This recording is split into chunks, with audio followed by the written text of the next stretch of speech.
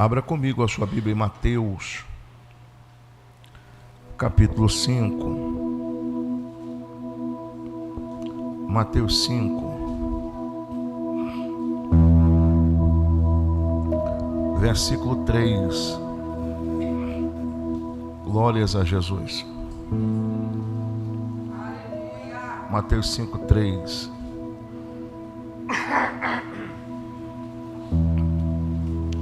Assim que você encontrar, diga: eu vou para o céu. Eu vou também, que eu não sou doido, irmão. O texto sagrado diz assim: bem-aventurados os pobres de espírito, porque deles é o reino dos céus.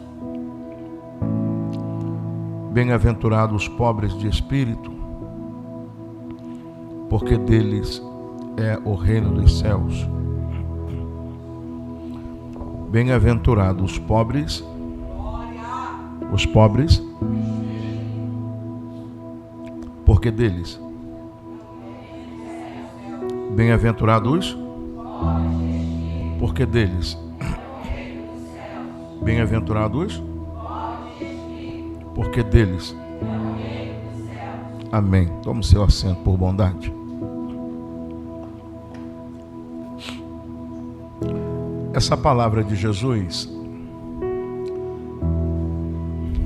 nos chama a atenção por toda a sua obra e por todo o contexto que está envolvido aqui,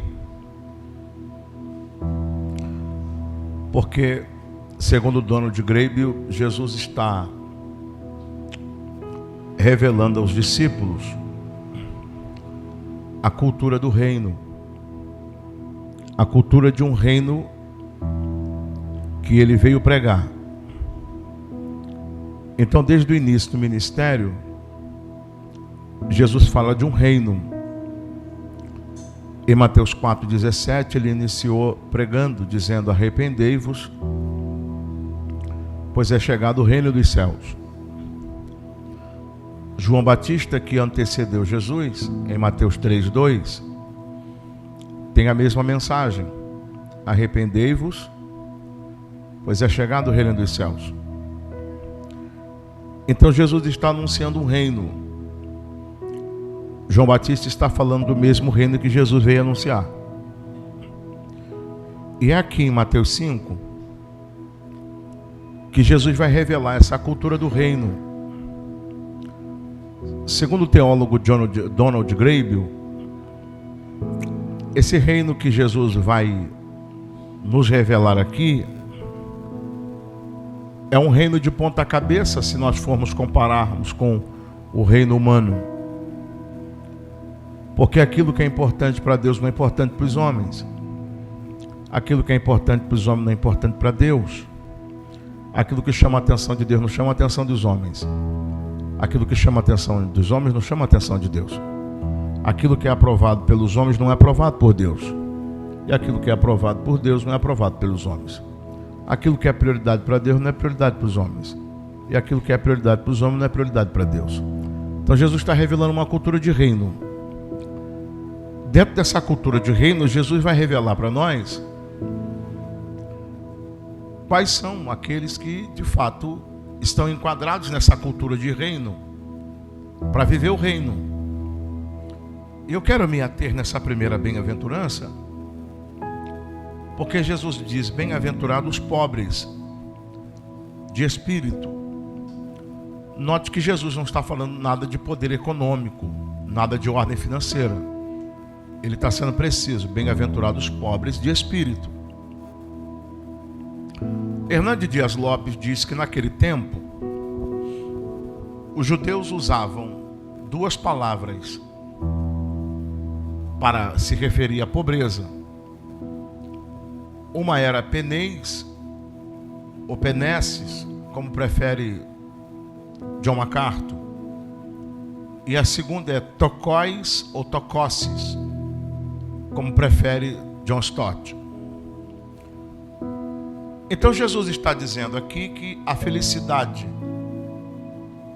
está com aqueles que são pobres de espírito. Observe que Jesus está dizendo que a felicidade está com aqueles que são pobres de espírito. A palavra grega usada aqui para bem-aventurados, algumas traduções traduzem como felizes ou como felicidade.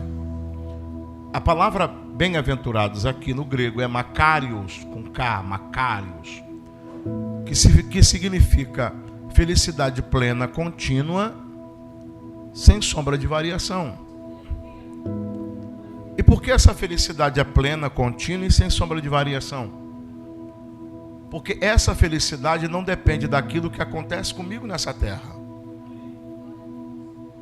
Essa felicidade depende daquilo que eu acredito em Deus, do meu relacionamento com Deus. Então, ou seja, essa felicidade que Jesus está pregando aqui, nos ensinando aqui, está em um outro nível. O nível de, ainda que tudo na terra dê errado, eu ainda tenho o céu. Porque eu entendo que isso aqui é passageiro. É só um tempo. Mas vem aí uma eternidade de glória com o meu Deus. Então observe que aqui a felicidade está com aqueles que são pobres de espírito. Então Jesus está usando Macários, e ele não está usando a palavra Macários Peneis ou Macários Penesses. Ele não está se referindo à palavra Peneis aqui. O que é Peneis? Peneis é um pobre. Era um pobre da época, baixa renda. Um pobre que tinha dificuldade de manter suas contas em dia. Tinha dificuldade de ter um luxo. Mantinha sua vida simples, com básico, para sobreviver. Atrasava uma conta ou outra, mas botava em dia, devagarzinho. Pobre. Sem grande ostentação. Poder econômico muito limitado. Mas esse pobre não precisava mendigar. Não precisava bater na porta de alguém pedindo um prato de comida, 1 quilo de alimento. Ele conseguia se manter, conseguia se sustentar. Só que Jesus não está usando a palavra peneis para esse pobre que consegue se manter, esse pobre que consegue se sustentar. Jesus está usando a palavra tokóis ou tokóssis. E aí muda tudo. Por quê, pastor? Porque a palavra tokóis ou tokóssis falava de um pobre miserável, de alguém cujas finanças eram incapazes de mantê-lo vivo. E ele precisava bater na porta dos outros pedindo ajuda, porque era alguém miserável que não tinha como se sustentar sozinho. Precisava de socorro. Precisava de alguém que o ajudasse. É um miserável, literalmente falando. Olha que curioso. Jesus está dizendo, a verdadeira felicidade estão com os miseráveis de espírito. Pastor, o que é um pobre de espírito que Jesus está tentando dizer aqui? Pobre de espírito é aquele que entendeu, perceba o perfil de um salvo que Jesus está construindo. Pobre de espírito aqui, que Jesus está se referindo, é alguém que entendeu que sozinho não consegue. É alguém que compreendeu que sem Deus não vai chegar. É alguém que compreendeu a minha existência pertence a Deus. John Stott diz que ser pobre de espírito é chegar à compreensão de que eu vivo essa vida sem merecê-la, porque a que eu tinha, eu a perdi na condenação. Porque a Bíblia diz que a alma que pecar, essa morrerá. Então, ser pobre de espírito é chegar à compreensão de que eu não mereço essa minha existência. Essa minha existência, Jesus comprou na cruz. E por isso, eu devolvo essa existência a Deus. Então eu passo a viver para Deus. Eu me rendo. Aleluia.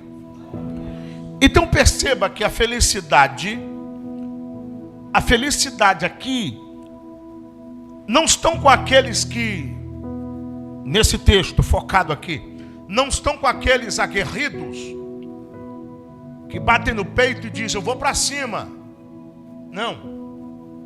Aqui a felicidade e a vitória estão com aqueles que se rendem. Aqui Jesus está dizendo, para vencer, tem que se render. Para conquistar a vida eterna, tem que se render. Tem que levantar a bandeira branca e dizer, sem o Senhor não dá. Eu dependo do Senhor. Jesus ensinou isso aos discípulos, quando ele diz aos discípulos, sem mim, me ajuda, nada podeis. Jesus está dizendo o seguinte, entendam que sem mim, sem vocês se submeterem a mim, vocês são incapazes, vocês são impotentes. Então eu quero que você entenda essa noite,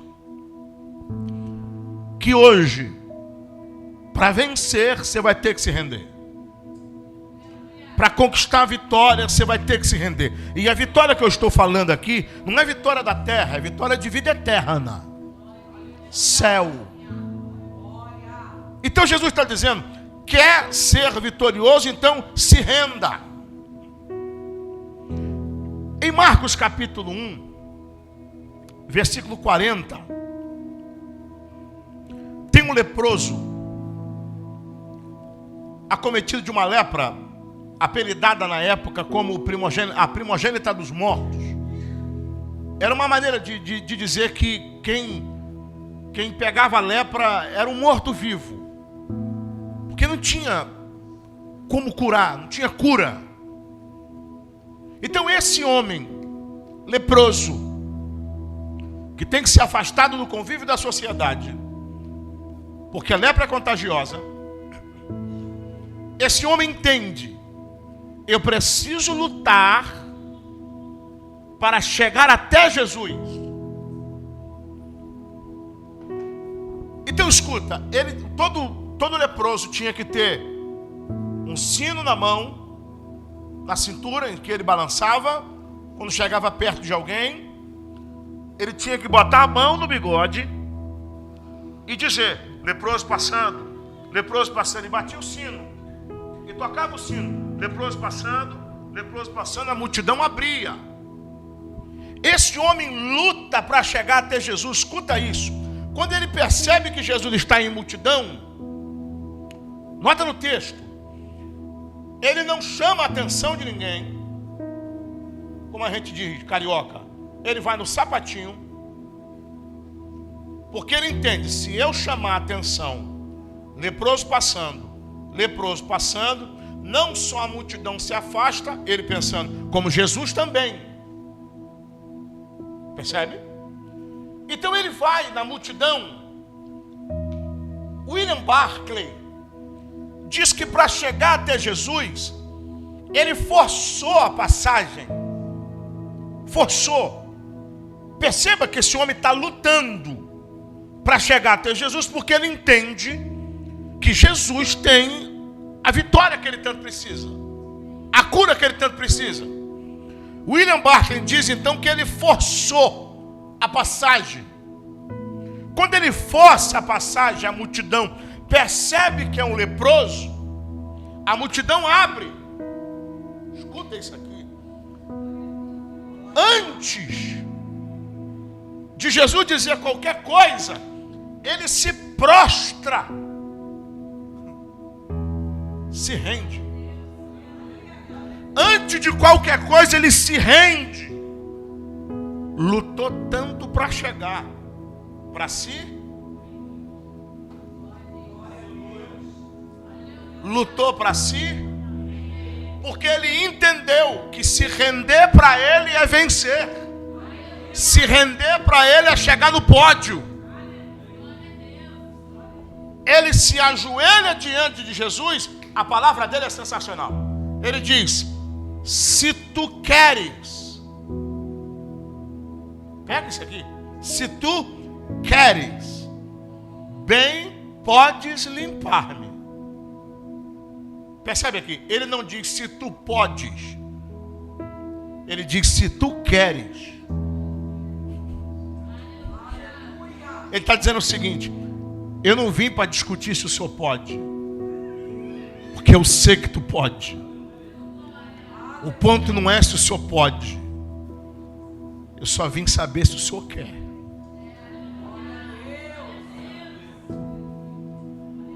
Quando ele diz se tu queres, Jesus olha para ele e diz: eu quero. Seja limpo. Imediatamente ele ficou são. Então a vitória desse homem veio da sua rendir. Fala para o seu irmão, vale a pena se render. Fala para o seu irmão, diante dele não luta, se rende. Presta atenção aqui. Isso aqui é curioso. Tem coisa que Deus ainda não fez. Tem coisa que ainda não aconteceu. E por quê, pastor? Porque Deus age na minha e na sua inconformidade. Pegou isso aí? De novo. Deus age na minha e na sua inconformidade. Enquanto você achar que está bom, vai tocando barco. O dia que você falar: Deus, preciso de mudança isso aqui. Isso aqui não está legal. É na inconformidade que ele age. Percebeu? Ana só viveu o milagre porque ela foi inconforme. Ela diz: não está bom não. Esse negócio de ser estéril, ser tida com uma mulher amaldiçoada, não tá legal não. Tá bom para mim não. Isso não está descendo aqui na garganta não. Eu vou para a guerra, vou lutar pelo meu milagre. Então Deus só age na nossa. Fala para o seu irmão, tá bom para tu? Ou tem alguma coisa que tu quer mudar? Vê aí. Ah, pastor, para mim está tudo bom. Então segue lá. Segue lá. Ele nos chamou para o melhor da terra. Mas se tu se contenta com o mais ou menos da terra, segue lá. Entendeu? Segue lá. Então escuta. Ele age na nossa inconformidade. Esse homem quis. O querer começou nele. Passou para quem? Começou o querer em quem? Passou para quem? Começou em quem? Passou para quem? De novo, começou em quem? E passou para quem? De novo, o querer começou em quem? E passou para quem? Tem coisa que Jesus não quis porque tu não quis também.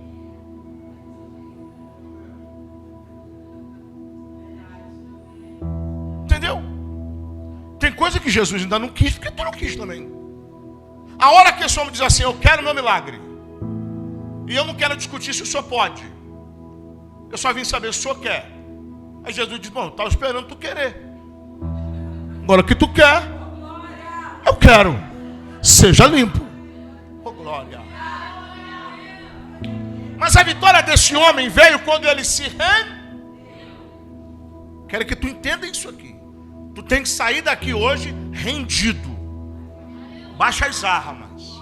Diante dele, se rende. Só se entrega.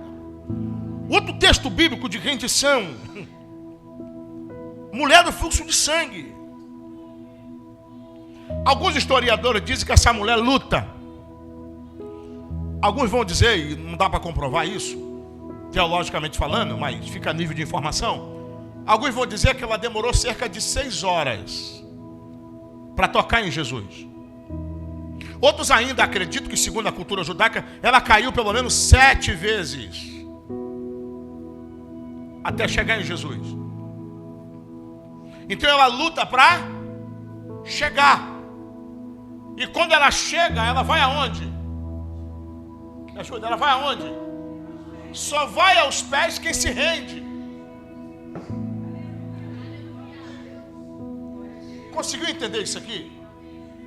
Ela luta para quê? Ela luta para se render. E por quê? Porque é aos pés de Jesus que é o pódio. Se render para Ele é vencer. Se render para Ele é levantar o troféu da vitória. Porque a nossa vitória com Ele está na nossa rendição a Ele. Lembra do velho Jacó? Que no Val de Jaboque luta. Lembra? Ele começa lutando. O curioso é que a epístola, lá na frente, acho que de Oséias, vai dizer que o velho Jacó, no Val de Jaboque, entre lágrimas, soluço, se rende, dizendo: muda a vida desse pecador. Então Jacó começa lutando, mas a vitória só acontece quando ele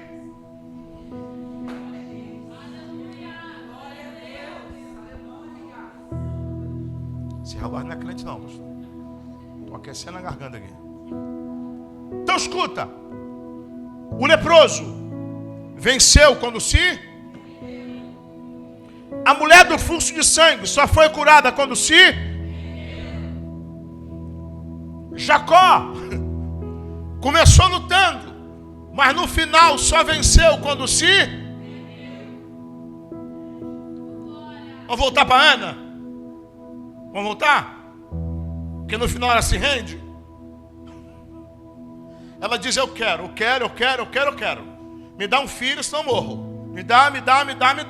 Deus diz: ok. No final ela diz: quer saber de uma? Se o Senhor me der, eu devolvo para o Senhor. Aí eu imagino que o céu disse assim: agora pode engravidar. Agora ela se rendeu. Agora ela entendeu que maior que a vitória que ela busca sou eu para ela. Agora ela entendeu que maior do que ela tanto busca sou eu na vida dela. Ela está disposta a abrir mão de tudo aquilo que ela tanto sonhou só por mim na vida dela. Agora pode engravidar.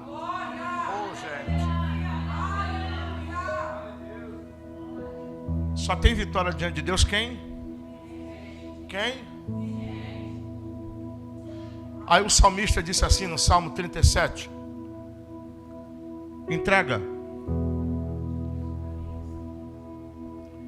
entrega, confia nele, se entrega. Entregar e confiar. O que significa, pastor? Se render, permitir que ele mude o que tem que ser mudado e se alegrar com o processo. De novo. Entregar e confiar significa se render, permitir que ele faça as mudanças que tem que ser feitas e sentir alegria nesse processo. E por quê? Porque antes quem estava trabalhando na casa era eu não sei fazer, faço besteira. Mas agora a casa está em reforma e quem está reformando é o Criador do universo. Oh, meu Deus. É rendição.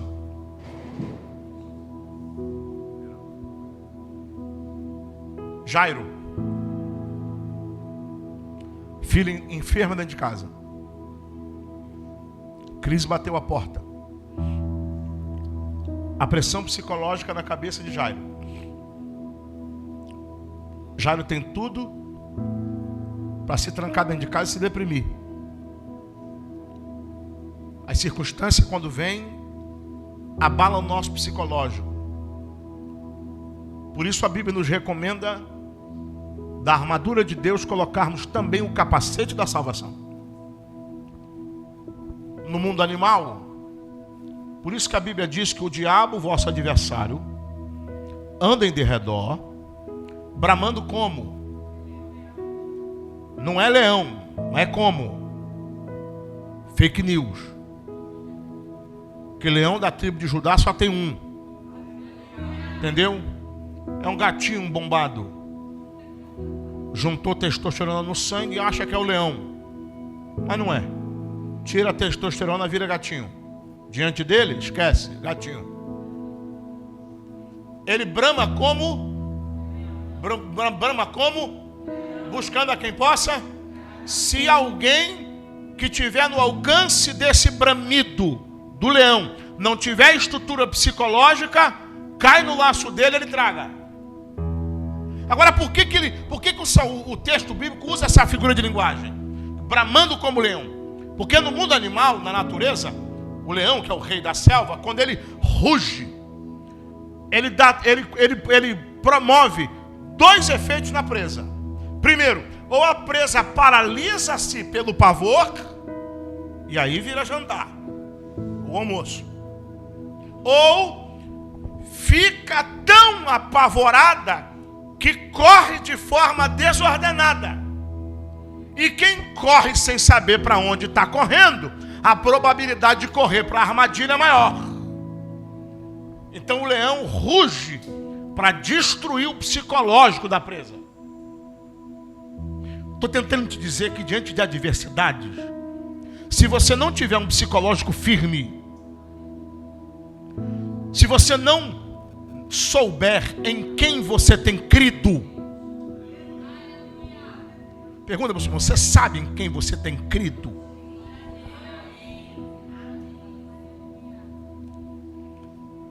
Psicológico. Lembra de Davi? Golias. Davi. O Golias fica ali 40 dias. Alguns historiadores vão dizer que Golias descia no vale de manhã e dizia: tem macho aí não? Manda um caba macho pra cá, cara a cara. Vamos ver quem é o mais brabo. Ninguém descia. De manhã, tarde e noite. Alguns ainda chegam a dizer que de madrugada, só para botar pavor no psicológico. Funcionou. Ninguém desceu. 40 dias. Em matéria de altura, o que chegava mais próximo para enfrentar Golias em altura era Saul. E o psicológico? Já tinha ido de ralo. Aí chega Davi, menor que Saul, mas com a mente blindada. Deu para entender? Não é o tamanho do guerreiro, é o tamanho da força mental que o guerreiro tem. Oh, Jesus da minha alma. Vamos de novo. Não é o tamanho do guerreiro, é o tamanho da força mental que o guerreiro tem. Pergunta para o seu irmão assim: diante dos desafios, como é que fica a sua cabeça? Porque tem gente que, céu, terrosa. Aí eu imagino Satanás dizendo: mais um que eu vou jantar. Eu sei em quem tenho. Por isso que Paulo era firme em dizer: posso todas as coisas. Paulo diz: não é em mim que eu posso. Eu posso tudo, mas não é em mim, não é na minha força do braço, não é pela minha inteligência, não é pela minha capacidade, não é pelo meu poder de QI, não é pelo meu cognitivo, é porque aquele que me fortalece me garante que eu posso. Sem me render a Ele, eu estou perdido, mas rendido a Ele, eu posso tudo nele. O salmista disse: com o meu Deus saltei muralhas. Oh, meu Pai. É com Deus. Volta para o Jairo. Jairo sai de casa. Força mental. Jairo não foca no problema. Jairo foca na solução do problema. Vai até Jesus, escuta. Rompe a multidão. Chega diante de Jesus. E diz o texto, o que ele fez? se prostrou. Só tem vitória quem se rende.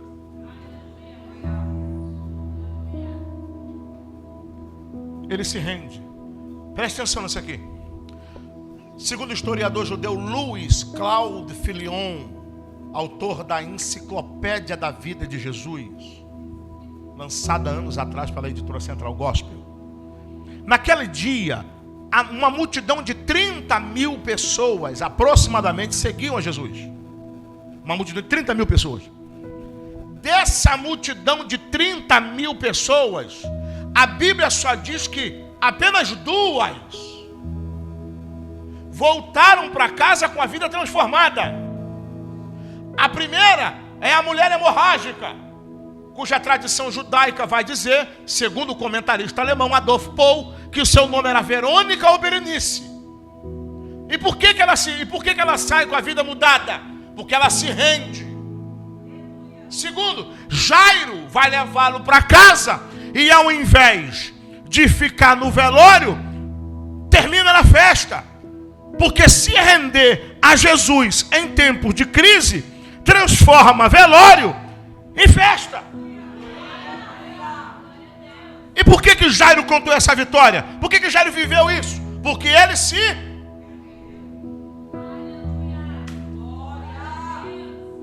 Fala para o seu irmão assim: de pé não vai dar não. Pompudo assim não vai dar não. Diga pompudo. Pompudo assim não vai dar não. Se quiser vencer, diga, se quiser vencer, diante dele, vai ter que se render. Oh, glórias. Quando ele vai nos pés, gente, presta atenção. Uma coisa é alguém dizer para você: poxa, assim, tete a tete, tem como você dar um pulo em casa? Me ajudar nessa situação aqui?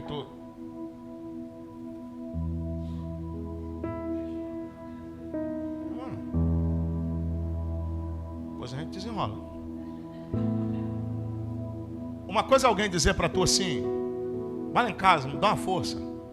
Outra coisa é alguém de joelho, rendido, dizendo: me ajuda. Eu estou desesperado, não sei o que fazer, me ajuda. Muda alguma coisa? Muda tudo. Foi isso que Jairo fez, se rendeu, deu certo. Foi isso que Jacó fez, se rendeu, deu certo. Foi isso que Ana fez, se rendeu, deu certo.